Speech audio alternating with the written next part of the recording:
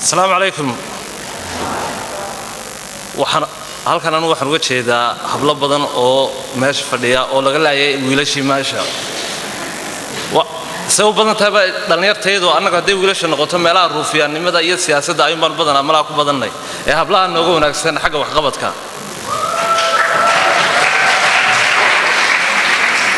takale maanta waxaan isku nimid xaflad muhiim ah oo ah sidaynu fundraising ugu ay ku habsatay abaaraha ee gobolada koonfureed xafladan oo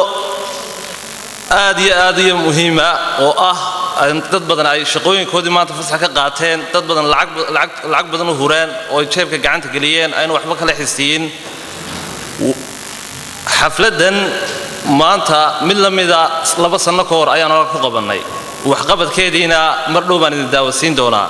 aniga hadaba waxaan nasiib u yeeshay inaan tago magaalada Hargeysa oo ah magaalo aan ku dhashay kuna barbaaray yaraantaydii nasiibna aan u helay inaan fursad qaaliya dad uga faa'iideeyo indhoolayaala project layra humanitarian project for blind people in Somalia ayaa oo ugu talagalnay 50 qof oo Soomaaliyeed oo dad yara ah inay ka faa'iideystaan labada magaalo ee Hargeysa iyo Muqdisho nasiib wanaag anu waxaan noqday qofkii ATM ugu horeeyay ee maanta Hargeysa ka dega ee mashruuc noocan oo kala ka fuliya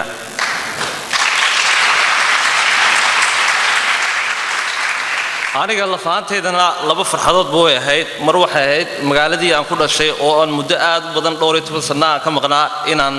arkoon tago laakiin farxadda ka muhiimsan ee ka weyneed waxay ahayd ano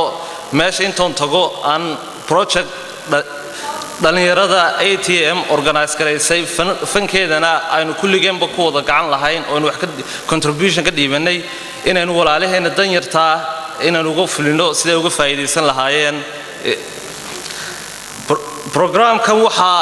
ka faa'iideystay isku geen marka labada magaalaba la isku daro in ku dhow 63 qof oo iskugu jira dumar haween caruur odayaal kulligoodna shalay toole waxa ma arkayn maantana waxbay arkayaan takale dhaqaalaha fikirka intuba waa mid inaga wada yimid kulligeen ATM iyo idinkoo dhaqaalaha ugu badan bixiyay waana idinku mahadinayaa projectkan intaanan gudagelin waxaan doonayaa inaan laba qodob meesha ka yiraahdo laba qodob oo muhiim ah ka koobaad yahay iskaashiga iyo wax wada qabsiga aynu sameyn karno haddii Soomaali nahay abwaan Sultan Timcad ayaa wuxuu yiri gacmihiisu iscaawiya shayna ku cusleene aqliga isbiirsada waa birtoo kale erayada haddaad aragto waxaad ka dhadhansan karaysaa in iskaashigu muhiim yahay oo cid kastaaba oo maanta meel aynu ku gaari karno inaan cidnaba daba fadhiisan karayn haddaynu ognahay Soomaali ahaan markasta waxaad aragtaa aqaladeena waxaan gulnaa qaaraankaas oo ah badana aynu gulno hab qabiilaysan ama qabiil looga faa'iideynayo oo marnaba aynaan uga faa'iideysan wixii danta guud ahaa ama sidii la isku caawin lahaa maanta waxaan doonayaa inaan halkan idinka sheego berito markaad aqalkaaga ku noqoto ama caawad ku noqoto berito markaad hooyada aragto inaad weydiiso haddii maalin ku tiraado qaaraan bayna guranaa hooyo qaaraankan xaq ku socdaa waayo qaaraan qabiil loo guraa aakhirana waxba kaaga tari maayo halkana ifkana waxba kaama tarayo marka waxaan aad iyo aad dadka ugu boorin gelin lahaa in qaaraan gurista si wanaagsan loo guro haddii qaaraan la gurayo loo guro si dadka looga faa'iideeyo sida projectkan oo kale ah talabaada kale marar badan baad aragtaa Soomaalida inay dhibaatooyin badan haysato meel kastoo aynu joognaba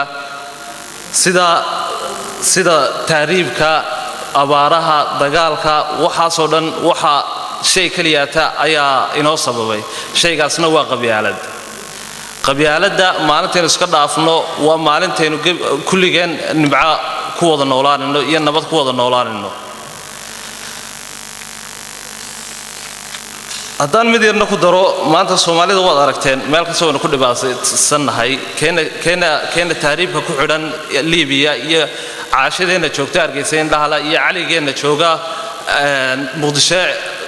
cagaha la kulligeenba xil baa inaga wada saaran maanta waxaan halkan u diyaarnahay haddaan dhalinyarta ATM nahay inaan mar kastaba wixii aanu kaalintii ugu weynaan ka qabsan karno ama ka qaadan karno waxqabadka ummadda Soomaaliyeed inaan mar kastaba diyaarnahay idinkuna sidoo kale sidii contribution gowraad bixiseenna inaan 15 kan aan lagu dhaafin ee laga sii siyaadiyaan ayaan kula talinaa dadka